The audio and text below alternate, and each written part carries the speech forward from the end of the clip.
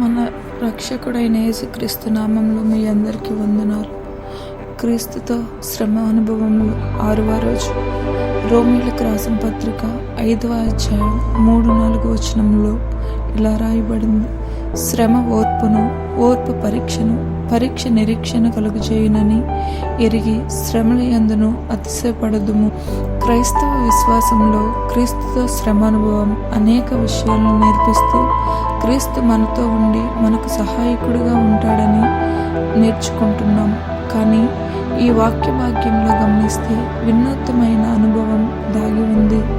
శ్రమను అధిగమించడానికి దేవుని ఆత్మ చేత సహాయం పొందగలమని, లేదా శ్రమల నుండి దేవుని ఆత్మ నడిపింపు చేత విజయం పొందగలమని మాత్రమే కాదు, కానీ శ్రమ ఓర్పును, ఓర్పు పరీక్షను, పరీక్ష నిరీక్షను కలుగజేస్తుందని గ్రహించి సంతోషించాలి.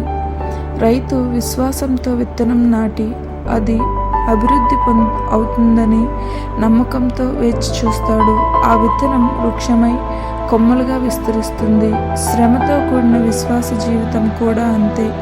శోధన వల్ల కలిగే శ్రమలను మన ఆత్మీయ జీవితంలో లోతుగా నాటగలిగితే నాటి నుండి వచ్చే ఫలితం క్రీస్తుతో శ్రమ అనుభవం. ఎటువంటి శ్రమలు అనుభవిస్తున్నా, ఎటువంటి శోధనల గుండా మన జీవితం ప్రయాణిస్తున్నా బాధపడకుండా సంతోషించాలి. ఈ శ్రమ మనకు ఓర్పును నేర్పిస్తూ ఓ క్రొత్త అనుభవంలోకి నడిపిస్తుంది.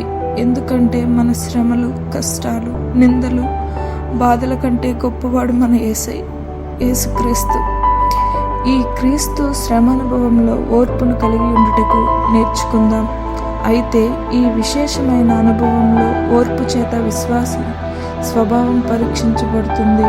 అంతరంగంలో ఉండే స్వభావం క్రియల్లో బయలుపరచబడి పరీక్షించబడినప్పుడు ఆ పరీక్ష ఫలితాలే ఆధ్యాత్మిక స్థితిని తెలియజేస్తుంది.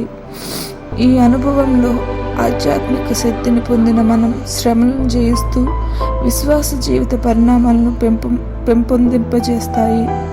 ఇదే మనలో కలిగే నిశ్చయత.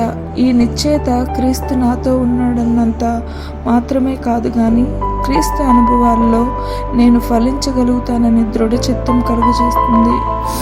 అంతేకాదు, ఆయన దయ సంకల్పమైన చిత్తంలో నేను కూడా ఉన్నానని పరిపూర్ణ నిశ్చయత రుజువు చేస్తుంది.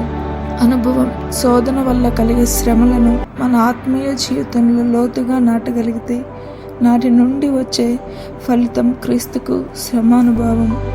ఆమేన్.